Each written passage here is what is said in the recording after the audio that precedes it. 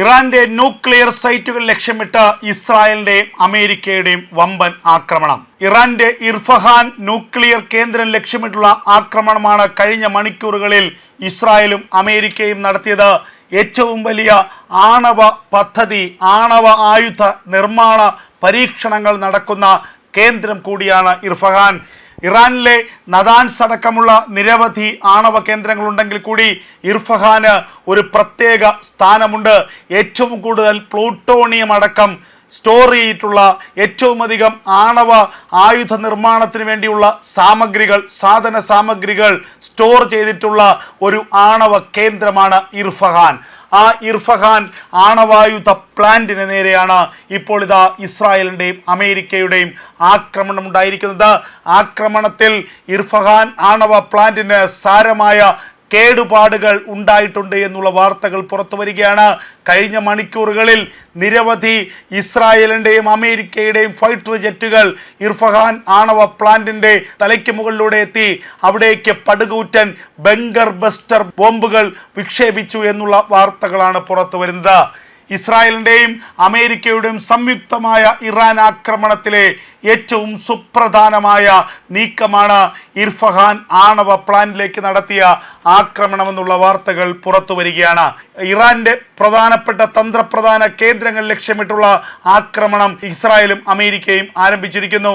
ഒരു ഘട്ടത്തിൽ അവരുടെ സൈനിക മേധാവിമാരെയും സുപ്രീം ലീഡറായ ആയത്തുള്ള അലി ഖമനേയിയെയും മസൂദ് പിഷസ്കിയാനെയും ഒക്കെ ലക്ഷ്യമിട്ട് ടെഹ്റാനിലെ പ്രധാനപ്പെട്ട തന്ത്രപ്രധാന സമുച്ചയങ്ങളിലേക്കാണ് ആക്രമണം ആദ്യഘട്ടത്തിൽ ഇസ്രായേലും അമേരിക്കയും നടത്തിയതെങ്കിൽ ഇപ്പോൾ ഇതാ ഇറാന്റെ ആണവ പദ്ധതികൾ സൂക്ഷിച്ചിരിക്കുന്ന ഇറാന്റെ ആണവ കേന്ദ്രങ്ങളെ ലക്ഷ്യമിട്ടുകൊണ്ടുള്ള ആക്രമണങ്ങളാണ് കഴിഞ്ഞ മണിക്കൂറുകളിൽ അമേരിക്കയും ഇസ്രായേലും നടത്തിക്കൊണ്ടിരിക്കുന്നത്.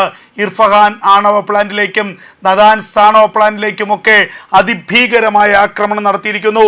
ഇപ്പോൾ ഇതാ സാറ്റലൈറ്റ് ഇമേജുകൾ ഇസ്രായേൽ സൈന്യം ഫൈറ്റർ ജെറ്റുകളിൽ നിന്ന് ചിത്രീകരിച്ച ചിത്രങ്ങളൊക്കെ തന്നെ ഇതാ പുറത്തു വരികയാണ്. ഇർഫഹാൻ ആണവ പ്ലാന്റിന് സമീപം പടുകൂറ്റൻ ആക്രമണങ്ങൾ, വലിയ വലിയ ആക്രമണങ്ങൾ നടക്കുന്നതിൻ്റെ ദൃശ്യങ്ങൾ ഇതാ പുറത്തു വരികയാണ്. ചില്ലിംഗ് വീഡിയോസ് ഇപ്പോൾ പുറത്തു വരികയാണ്. ഈ ആക്രമണത്തിലൂടെ വലിയ പുകപടലങ്ങൾ, വലിയ തീഗോളങ്ങൾ ആകാശം മുട്ടെ ഉയരുന്നതിൻ്റെ ദൃശ്യങ്ങളാണ് ഇപ്പോൾ പുറത്തു വരുന്നത്. ആ ദൃശ്യങ്ങളടക്കം പുറത്തു വിട്ടുകൊണ്ടാണ് ഇപ്പോൾ ഇസ്രായേലും അമേരിക്കയും ഈ ആക്രമണത്തെക്കുറിച്ചുള്ള വിവരങ്ങൾ പുറത്തുവിടുന്നത്.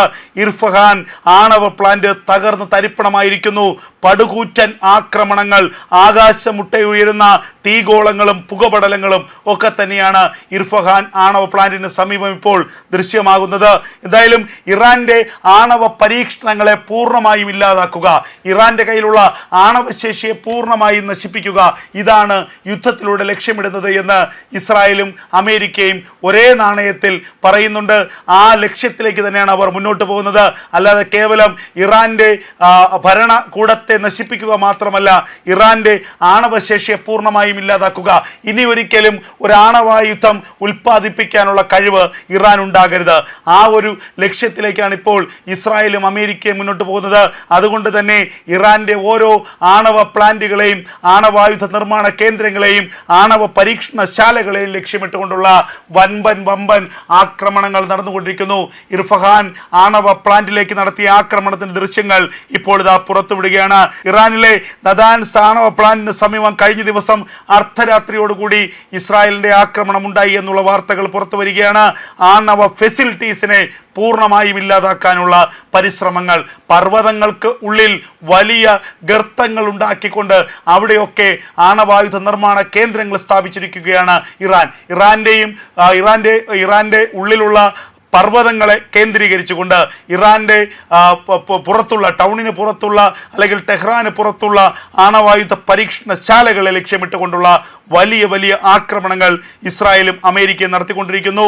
വലിയ പടുകൂറ്റൻ ബങ്കർ ബസ്റ്റർ ബോംബറുകൾ, പർവ്വതങ്ങളെ പോലും തകർക്കാൻ ശേഷിയുള്ള ബങ്കർ ബസ്റ്റർ ബോംബറുകളാണ് ഇപ്പോൾ ഇസ്രായേലും അമേരിക്കയും പ്രയോഗിക്കുന്നത് എന്ന വാർത്തകളാണ് ഇപ്പോൾ ഏറ്റവും ഒടുവിലായി പുറത്തു വരുന്നത്.